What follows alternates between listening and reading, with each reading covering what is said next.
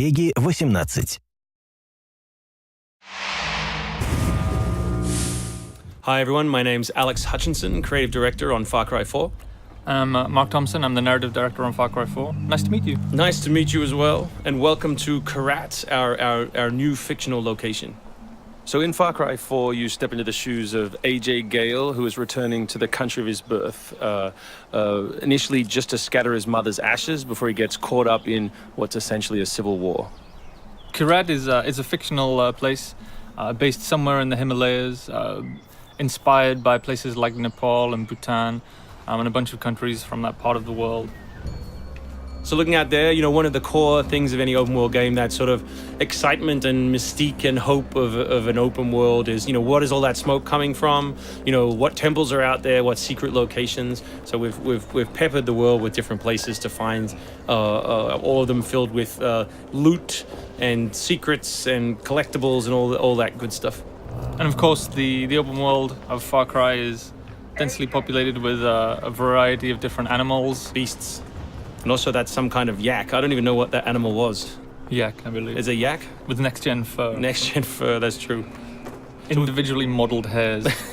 So you see here with the eagle, you won't see it in this demo, but you can be attacked from above for the first time in a Far Cry game. So we've tried really to play with verticality, to have threats above and below you. And obviously you can still get involved in the ecosystem of the animals and hunt. And you can throw bait now. Yes, to attract animals. And stuff like the eagle stealing the barrel of the goat. Like, it isn't scripted, that's just what happens at the intersection of those two different AI systems talking to each other.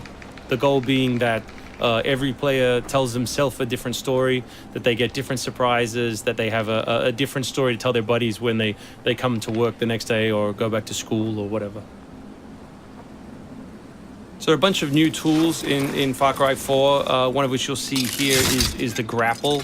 We wanted to make something that allowed you to clamber over those annoying cliffs you sometimes came across in Far Cry 3, and something that would also lean into the much more vertical, much more mountainous regions we were building in this game. And that was a pretty simple example, but the level designers get pretty crafty with the setup. We have these areas we're calling adventure zones in the new game, which will take you to places like temples, which you can see from afar, and force you to use the grapple in sort of really interesting and different ways.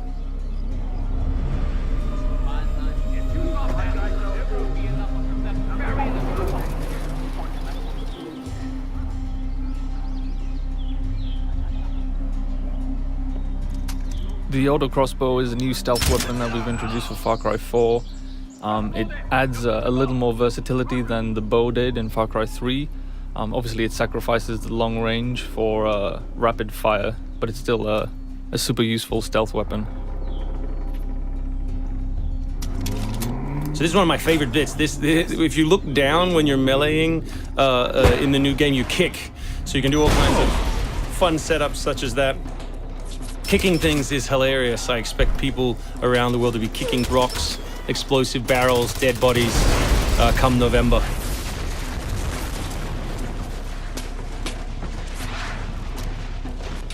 Our goal really was just to provide as many tools as possible, whether vehicles or animals or weapons or goofy stuff, and let people fit them together any way they want. Yeah, and we've snuck a few features in that fans of Far Cry 3 I think are going to be surprised by.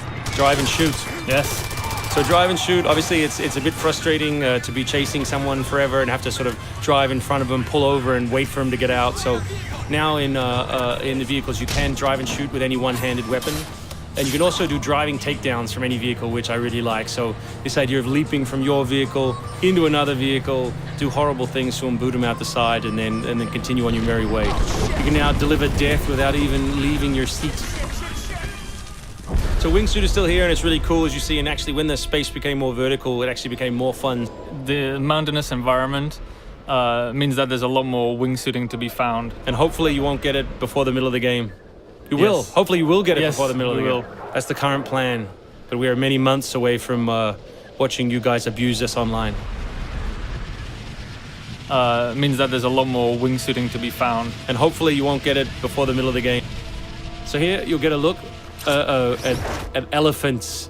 Elephants are awesome. Probably my favorite animal in the game. Weaponized in many different ways. You can drive them into a rage, watch them smash the other characters in the world, or you can clamber on top of one and drive it through the gate yourself. My favorite animal is the human animal. It's very Far Cry 2 of you, Mark. It's the shark of darkness. So co-op is a massive part of the new game. It's one of our big ways of opening up the open world and letting you play any way you want.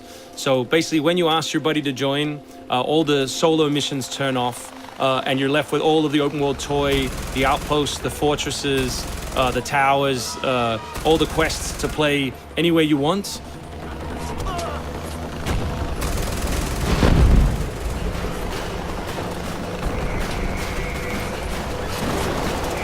All right, let's do this. What do you think of the Buzzer, Mark, which is a small one-man helicopter? It's very red. No, but it's cool because it gives like this almost like developer perspective on the world. Like you normally in Far Cry 3 you could never really see an outpost, or you couldn't engage with an outpost from this kind of vantage point, which is really cool. So the outposts from Far Cry 3 were like the template for the fortresses. They're kind of like bigger, better, more badass version of the outpost to More badass. to paraphrase Cliffy B. Badassitude. So imagine charging that vehicle, atop the elephant as opposed to just watching it happen.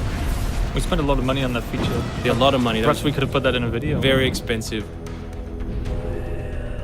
So thanks everyone for watching. We really appreciate your time, and we look forward to showing you a whole lot more gameplay in the coming months.